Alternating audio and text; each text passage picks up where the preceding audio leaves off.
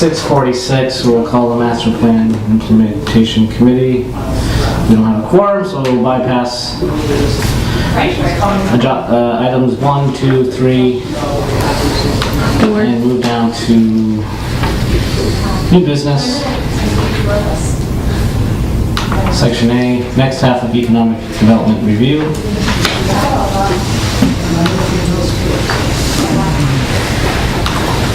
Alright, so we left off on page 65. We're on what's known as number 5 on this page, but I think it's number 15 in your new numbering scheme.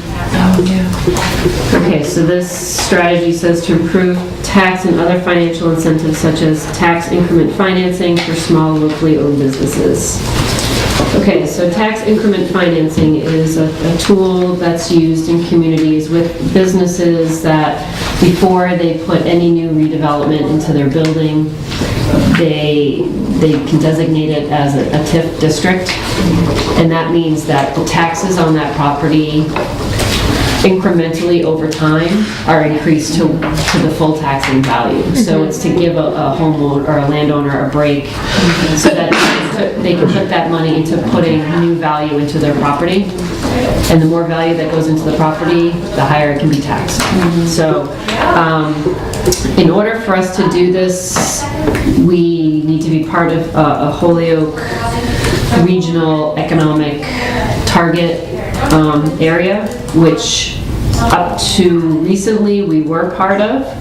I'm in the process right now of trying to figure out whether we can still do TIFs. We can't do TIFs unless we're part of this Holyoke economic target area. I think the city at some point believed that they were not getting as much value out of participating in the target area as they were hoping that we were paying for. We were paying a good amount of money every year to be part of it. And we have attempted to do some TIFs with some properties, but what potentially could happen is that a property owner or a business could fail before the TIF expires. Usually goes on for about 7 years, 10 years, and so if the business fails before the end of the TIF, then you don't really realize the full value of what could happen. So it's something that I think we should keep on there, but I don't think it's again one of those timing things. If you have the right property owner with the right property who is savvy enough to know how to utilize this tool, then it makes sense. But it's not something that you really can push on something. The timing has to be right in order for it to work. That's all right. So we call it no progress? I would. Is there another category besides progress? Because again, it's like a timing issue. It's got to be the right ongoing. But as needed, like as appropriate. I'll say ongoing. Well, we could add that. Depending on timing. Yeah. So the thought here though is that it would motivate potential new small business? Is it thought of as like a draw to more business development, or is it thought of as a draw towards rehabbing properties where business would go? It's traditionally used more with industrial properties. Okay. One of the mills was in a TIF agreement on Pleasant Street. Okay. It recently expired, and I don't think, again, they realized the full potential of their business as they had stated in the beginning of the TIF. So, and some of the other applications that I've seen in the planning files were for industrial properties. I haven't seen any that are for small locally owned businesses. I think that's kind of a misunderstanding of what a TIF is. Okay. As part of this, and probably needs to be revised and rethought of. For small locally owned businesses, there is the idea of like a bid district, which is a business improvement district, which Northampton has and Westfield has. A bit controversial because what it does is it assesses a fee on these small business owners to be put into a pot of money, and then that money is used for beautification projects and streetscape improvements and street sweeping and flower planting and that kind of thing. So that's another sort of financial incentive. It's not a tax-based. Okay. But that would be something that that would be more appropriate for small businesses. I don't Right. think a TIF doesn't work with a small business. Like the Those don't scope of this is more appropriate for a large. It's for more industrial-sized properties or larger commercial properties. Okay. Mixed-use building might be appropriate as well. Okay. Thanks. Okay. So provide assistance and expertise for incubator startup micro businesses. The planning department for a while through our community development block grant program, we did have some entrepreneurial startup financial assistance program. It hasn't been funded in a while, that scope. It could be something that we could look at again if we could find somebody who would manage it, like who would be the entity, who's got the know-withal to manage micro businesses or to help small businesses get their start. It's not going to be me, so we would either need to figure out what nonprofit or what agency or what organization that currently already exists that we would want to partner with to see if they would be willing to either set up shop here or, and I'm sure that, in our files we have references to folks into different organizations, but again, it's older information, so there may be more newer things.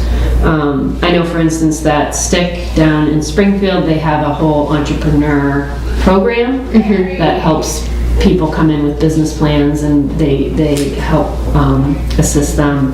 And the law school in Springfield as well will provide legal assistance to folks who have startup businesses, and if they need legal assistance, they'll help them with that as well. So there's programs that are starting to exist out there, so I don't think it makes sense for us to create our own. It's just a matter of tapping into those. So there could be some research that could be done by this committee to figure out who would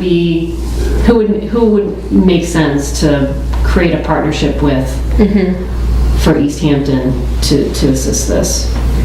So, And could something be done such as create information on like the city website to link sure. businesses to some of the resources in the valley that could help them with this, or? Sure. But somebody would need to research and figure out what all those different things are that should be listed on the website. Okay. But yeah, that would be great. If we could, it would be great to have an economic development page on the website at some point that has, information on properties, and it could have information for small business owners. We could put all sorts of great information on there, but it's a matter of pulling that information together and figure out what makes the most sense for us. So. It seems, well, I don't know, it just seems like it would build upon it would be really helpful for a lot of the kind of small businesses that are growing in town. Yeah, so absolutely. What would the status of this be? Maybe planning Need help. stage. Need help. Yeah. I mean, that's not on the list. But there are plenty of blanks that we can fill in. Research and new. Planning stage. Planning stage, yeah. This wouldn't be through ED? EDIC could assist, but I think it would be worthy if you wanted to sit down, come to a meeting and have a conversation with them about their past experience. A lot of the members of that committee have been on that committee for a really long time, so they might have some good information about where to start. Okay. So establish a relocalization committee. That's been done. That's the local works committee. That's a subcommittee of the EDIC. So it's done. Check. Establish additional support mechanisms for community share farming and small farms. I wonder what that means. It's like CISA? Mechanisms. What is support mechanisms for community share farming and small farms? So I get that. Well, that could be sort of the same as that incubator startup micro business. I don't, and make it specific for farming. Again, there's already regional organizations that do that. Right. So again, maybe it's a matter of getting that information and putting it on an economic development website on the city's website that has links to the information. I don't know if it makes sense for us to start something on our own when there's already people in the region who provide technical assistance to small farms, like the New England Small Farm Institute. Haven't, since this was done, haven't 3 or 4 community share farms opened in Easthampton? Do they mean a CSA as a community share farm? Community share, I don't know what else could be meant. I don't either. Again, when Jason comes back to the committee, you might want to ask him, since he was on this subcommittee, to clarify what that meant. But my sense is this stuff already exists regionally, and it doesn't make sense for us to create our own local system. So they're already, so Did we they're have already redundant done. as a category? Well, so this what we can, But it is implemented. But it's not that there couldn't be anything done on behalf of this committee. I think part of my problem with those categories is that there's no room for what role us as committee members could take to support connecting, like, whatever gap made this be a priority. Right. So I feel like that makes me think that there's not enough, like some farmers think there's not enough information when they're moving to Easthampton to try to They have a think about. definition of community share farming. So if you go to the definition section, this was the definition.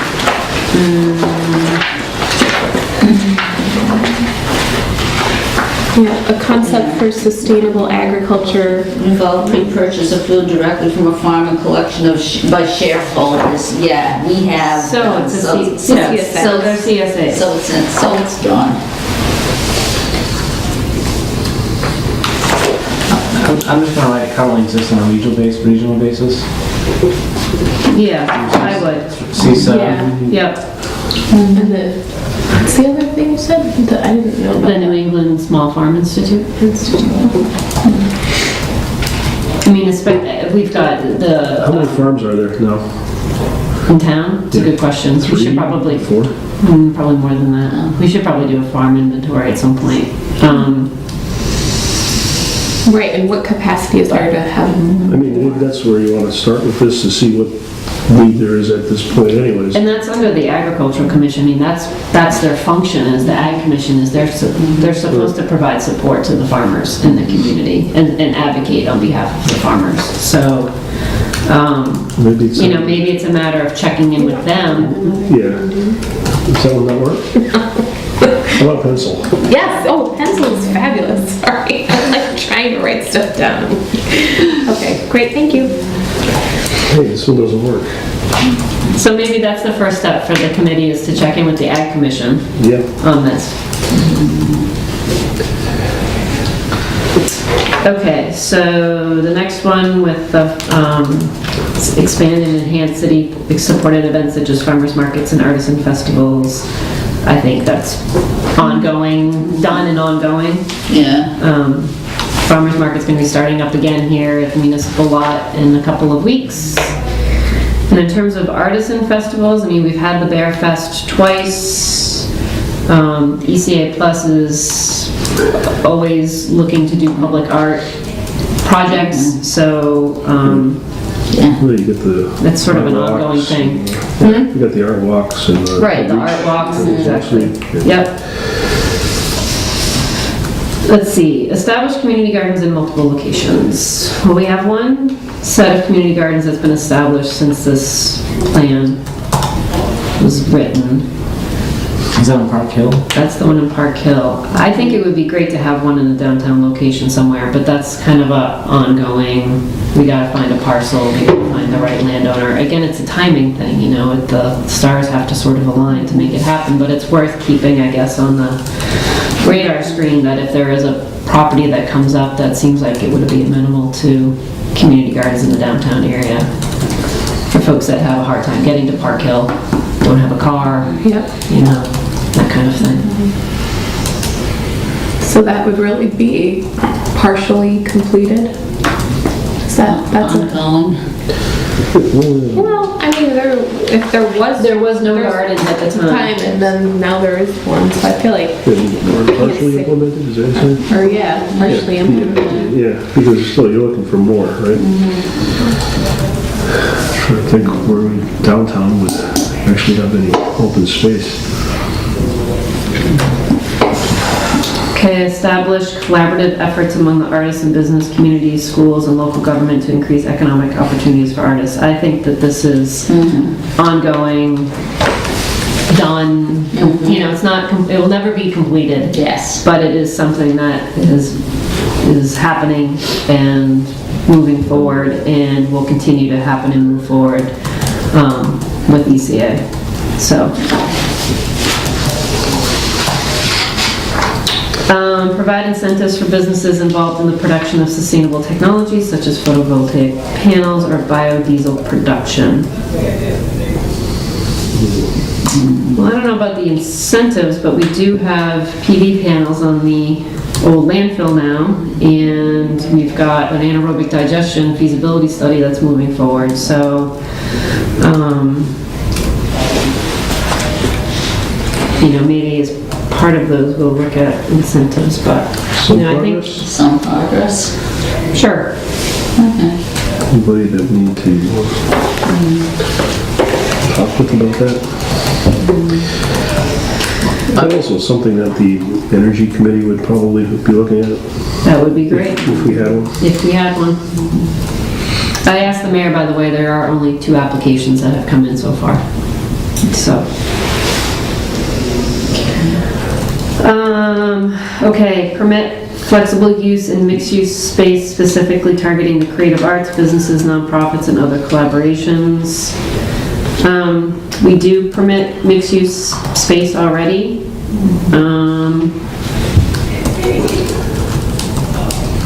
I think there has been talk about trying to do some sort of co-op somewhere at some point, but I mean, we already permitted, so I guess that's the question is, and we have for a long time, so I'm not exactly sure how this can be changed. So could that be called as Implemented. I'd say it's, ongoing, because we can continue to target the folks mentioned in there.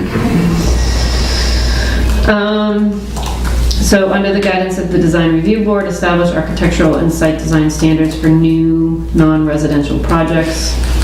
We don't have a DRB, do we? We don't have one, we talked about that the last time, but we do have the Chapter 40R design standards that are specific for those districts. Yep. That are optional. So, you know, again, I think there needs to be a discussion with probably the planning board. I think somebody from the master plan committee should come to the planning board and put it on the agenda as a discussion item of, this is something in the master plan that's been mentioned. Is there any interest in either having the board use the 40R design standards as some guidance document for the downtown area? You know, have a conversation about it and see where it goes. But that would be a matter of getting it on the agenda for them as a point of discussion. Require development to be compatible in scale with surrounding development. So it's kind of redundant with what we talked about with last week with the... Form-based code and the height requirements. That's right. Yeah. Yeah, I mean, this seems like a form-based code language. Form-based code is a type of zoning. Have I talked about it before? Form-based code? It's not right. It's a different type of zoning technique that's a lot of communities are looking at right now. And instead of focusing on uses, it focuses on the mass and the scale and the form of the building to provide really compatible urban walkable developments. And there's the full scale of form-based code looks at it across a spectrum, so starting from green spaces not to be touched with large acres all the way down to the downtown core, and there's, like, it's called the transect, and it has different codes for each section of the transect, and a lot of communities aren't implementing the entire transect, they're just sort of focusing form-based code on maybe the downtown core area. And it looks at things like height and how much lot coverage you have of a building, and you can even get to the points of how the roofs are going to look and where the windows are going to get placed and how the doors are going to be placed and where you can put plantings, and but it doesn't have as much consideration of what's in the building, because right now our zoning is very focused on use. You know, we're going to have commercial uses in this commercial district and residential uses in this residential district and industrial uses in this district, and it's all about separating the uses to prevent nuisance issues. Where form-based code kind of flips that and says, we don't necessarily care what's in the building. We might say we want retail on the first floor and residential on second, third, and fourth, but we don't care what type of that. We don't care if it's a restaurant or a barber shop or a shoemaker or whatever. And that's what our zoning does a lot, is it separates the uses very specifically of what's allowed where. So it kind of changes that a little bit. So that might be sort of referring to form-based code is my sense, without actually using the words form-based code. So have we done it? No. Will we do it? Hard to say. It's kind of a tough sell, because it's totally changing how zoning is done. No progress? I'd say no progress. And that's like a vet with a planning board ultimately to... Well, my hope is that we can move forward on a zoning update in the near future. And it might be something worth considering for specific districts that a different type of zoning technique, whether it's downtown, whether it's highway business, I don't know. But I think it's worth putting in part of the conversation. Okay, adopt a citywide formula-based restriction. While this type of ordinance is not intended to prevent chain stores from locating in Easthampton, it will require that any incoming chains not look like any other branch in the country, thus helping the city preserve its character. This is an idea that you can, there are some communities, and I think, I want to say P-Town is a community, or Nantucket, somebody down the Cape has implemented this, where they've prohibited chain stores from coming in a very distinct district in their community. So you can't all out prevent them from coming in anywhere, but you can say, we don't want chain stores coming into this location because we want to preserve our small businesses. There's been no progress on this and hasn't been any point of conversation, but it was one of the more radical ideas that I think that the committee had put in here as a strategy, and I think we're thinking about and contemplating, but I wouldn't say it's an immediate. But it might be, go ahead. No. Sorry, I just want to, because when I read this, it looked to me like it wasn't a location-based restriction, but it was a design-based restriction. Well, you can also the formula-based restriction is district-based. Okay. But you can also be adamant as a community and say, we do not want this McDonald's to look like every other McDonald's. But you can't do that unless you have some sort of design standards that say this is what we want things to look like. Okay, so it kind of goes hand in hand with the design. Yeah, you can't just arbitrarily say to anybody. Doing that kind of, doesn't Hadley do that? Sort I of. think because they had problems with, somebody came in and did a modern Shell station and they made them redo it. Yeah, they like things to look colonial, Right. so they'll ask for things like cupolas on tops of buildings because they want them to look like barns. But they don't have anything with teeth. It's more of like a Suggestion. hard suggestion. But again, it's really hard to. You can't just pick on a business. You're opening yourself up for lawsuits if you say, well, our local business can do whatever they want, but this chain store can't. So you have to have some document that backs you up. So this is no progress, and it seems like this is kind of contingent upon several other things being in place in order to move it forward. I think so. And I think this is something that would involve a bigger community conversation. You know, this is kind of a major thing. Yeah. So, because we do have a lot of developers in town that are trying to work with big chain stores to get them on their properties. So I think it would just, there could be some very vocal opposition to something like this. And so we would just need to, it would just have to have, you'd have to have a conversation about it first. Couldn't just start proposing this, so. Okay. Make citywide investments in communication technologies as they are developed. That sounds like a good idea. It's like broadband. Yep. So I'd say that's ongoing. There is a broadband discussion happening right now. Secure funding to ensure our commitment to update technology within the schools and city government. Well, the new high school has all the highest technology, so they did secure that funding through the state to make that happen. You know, I think again, this is ongoing, you know, as needed sort of thing.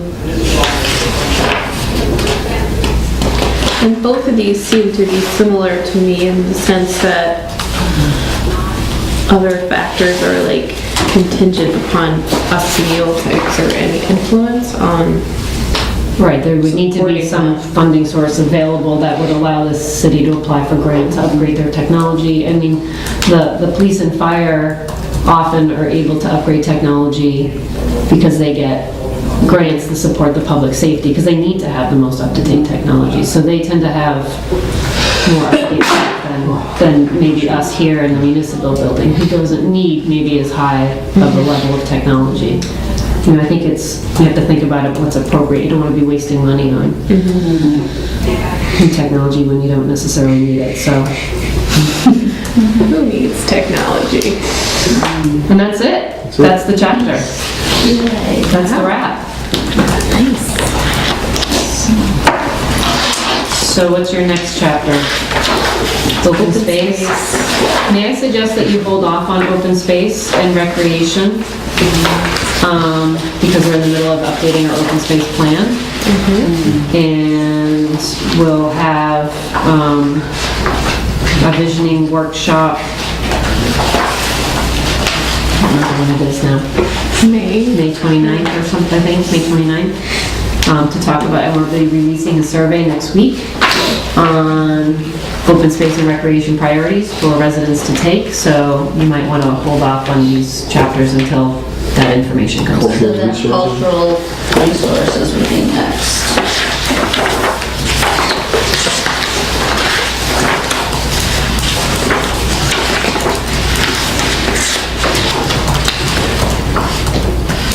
And you might want to invert, I mean, I can certainly speak to this, but it might be worth inviting Burns Maxey, who's our arts coordinator, to come if she's got the time. Yeah, that would be good. So who's you gonna might do want to that? invite her. Should anyway, so. What do you know, right? Yeah, I know her, I can talk to her. So that would be, our next meeting is, what date?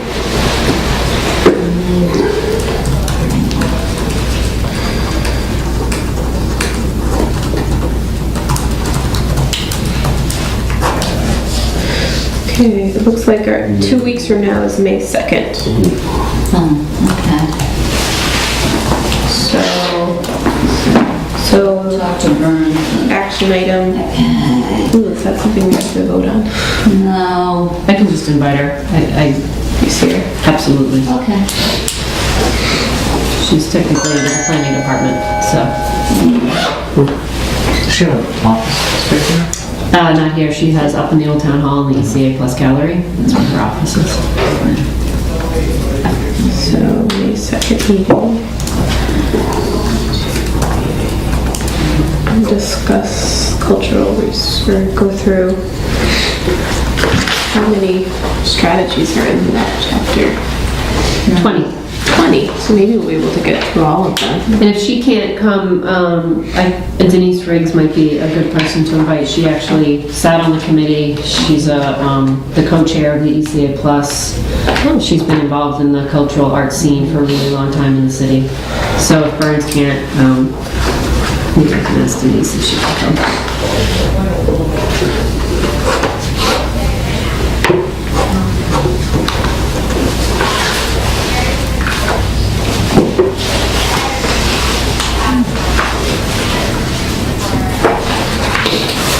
All right. A lot of the stuff has actually been done too, so. Yeah, we might just sail through that chapter and be like, look at all this work we've done without even doing anything at all. It's true. Yes. I mean, the arts is really, The master plan has done itself for the cultural category. Yeah, well, That would be nice. it's nice to see. Right, not, it hasn't, no. Let me say that I'm sure people have worked very hard doing it. It's not that the master plan committee doesn't have to do anything to facilitate. It would be nice for this, that we didn't have to do. well, the ECA, I mean, they're a really strong Right, organization It just with a goes- lot of volunteers Yeah. and a lot of dedicated people. Just get a So, sense of the economic things are just so hard to do that, you know, and especially coming from us, we don't really have any kind of power to say, oh, you need to do this, Right, or who do we find to do it? right, You know, as opposed to this where people are going, yeah, okay, you know, that's yeah, what we want. right. And when Marcia retires this summer, she'll get much more involved than she already is. She's pretty involved as it is, but yes. Yes. Yep. Okay, anything else? I guess not, I guess we Close your should meeting. close the meeting and Okay, adjourn.